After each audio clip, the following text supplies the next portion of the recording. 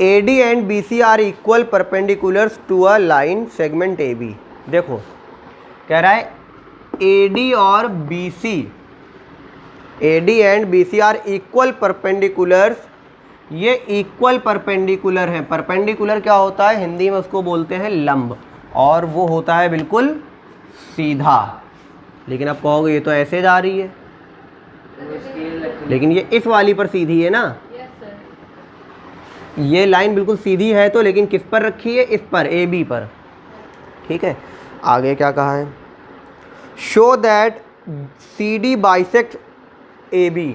तो हमें दिखाना है कि जो सी डी है उसने ए बी को बाइसेक्ट कर दिया है, ए बी को बाइसेक्ट कर दिया है। तो सबसे पहले हम क्या करेंगे, हम ये बता देंगे बाइसेक्ट का मतलब क्या होता है, दो बराबर भागों में बांट दिया।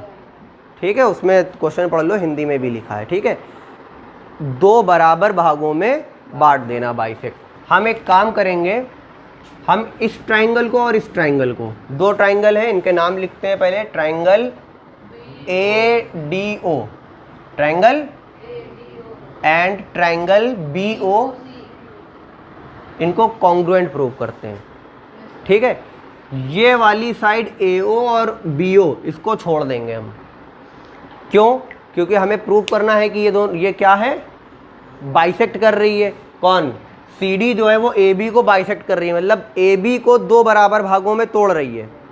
ठीक है, दो बराबर भागों में बांट रही है। तो हम इसको लास्ट में सी पी सी टी से बता देंगे कि ये बराबर है, और जब ये बराबर होंगी तो इसका मतलब क्या होगा कि सी डी ने ए बी को बराबर से बांट दिया है या काट दिया है। ठीक है, देखो सबसे पहले हम क्या लिखेंगे, angle B is equal to angle A is equal to, देखो ना ये भी 90 है और ये भी सीधा सीधा एंगल बना है ना। जो सीधी लाइन से एंगल बन रहा होता है वो 90 डिग्री का होता है, इसलिए इसमें रीजनिंग लिखने की कोई ज़रूरत नहीं है, क्योंकि आगे लिख दिया हमने 90 डिग्री है।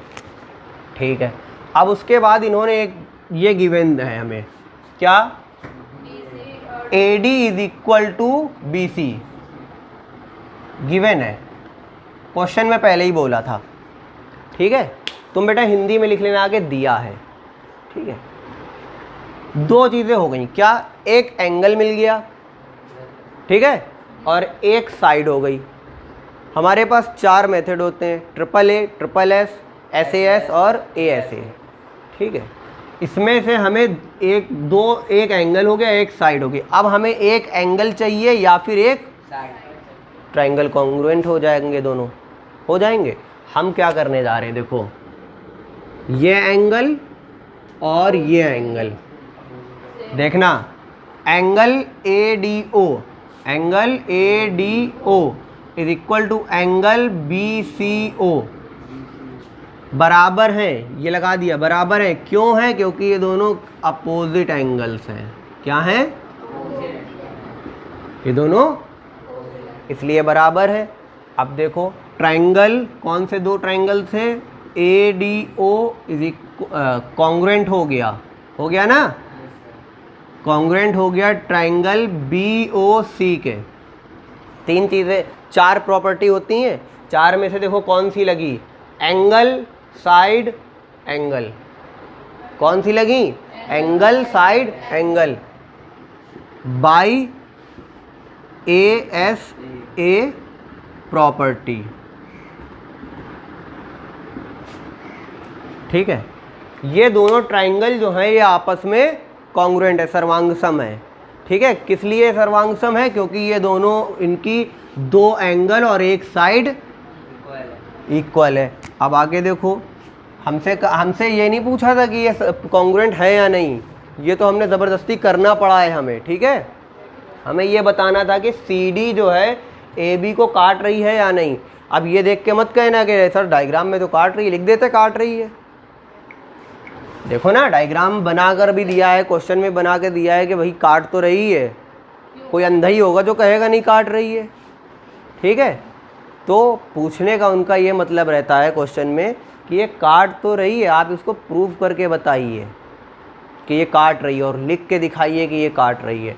ठीक है, अब देखो साइड क्या बची, A O is equal to O, A O O B equal है बाई,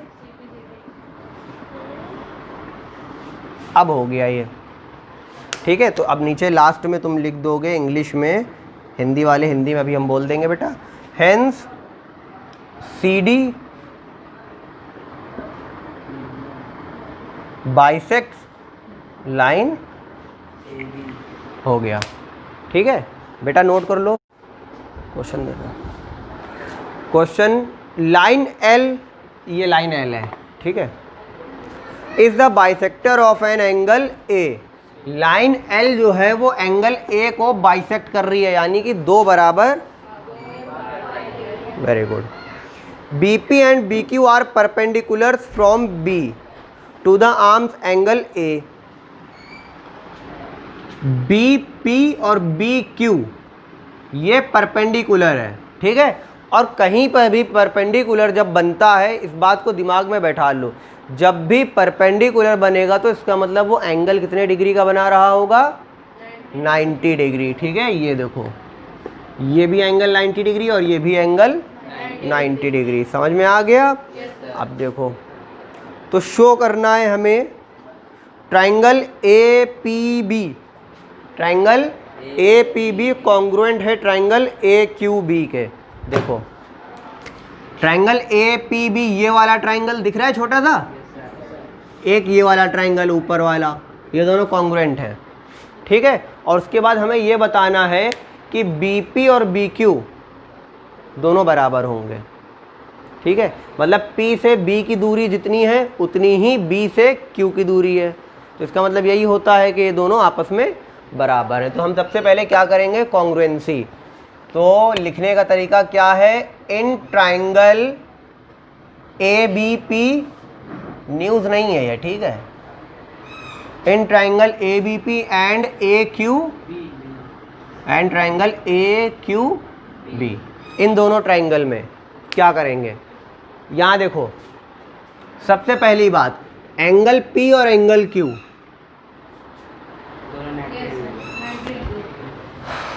इसको लेकिन ऐसे लिखेंगे, angle A P B, sorry A P B is equal to angle A Q B is equal to 90 degree, क्योंकि given है, पहले ही उसने कह दिया था परपेंडिकुलर था ना, तो ये 90 degree.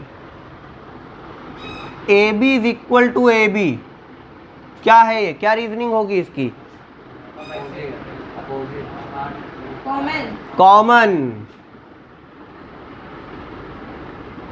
A B is equal to, ये दोनों लाइंस देखो, ये जो लाइन है ए बी, ये नीचे वाले ट्राइंगल में भी है और ऊपर वाले ट्राइंगल में भी है, तो ये लाइन क्या हो गई, कॉमन। इसको इस तरह से समझो, जैसे ये मेरे घर की ये दीवार है, ठीक है, ये मेरे घर की दीवार है, बगल वाले घर की दीवार ही नहीं है, तो ये दीवार जो है ये क्या होगा, ये मेरे घर की और बगल वाले घर की कॉमन दीवार हो जाएगी, समझ गए। वैसे ये जो लाइन है ये कॉमन लाइन है इस ट्राइंगल की भी और, ठीक है। अब सुनो एक बात, एक एंगल बराबर कर लिया हमने और एक साइड कर ली, अब एक क्या और बाकी है, देखो angle P A B is equal to angle Q A B, ये दोनों एंगल बराबर है। क्यों बराबर है, क्योंकि इसने हमको पहले क्या कह दिया, लाइन एल बाइसेक्ट,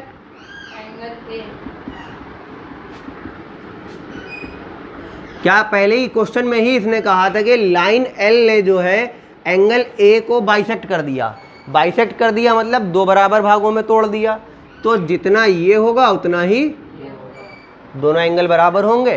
देखो triangle A P B congruent हो गया किसके, ट्राइंगल ए क्यू बी के, कौन सी प्रॉपर्टी से भाई, A S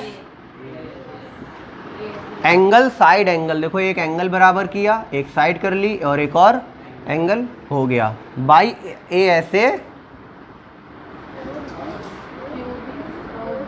by A S a property. ठीक है, अब एक बात और इन्होंने पूछी थी हमसे, वो ये थी कि बताइए कि क्या P से B की दूरी और B से Q की दूरी बराबर है। P B is equal to P Q by, हो गया full form, corresponding parts of congruent triangle.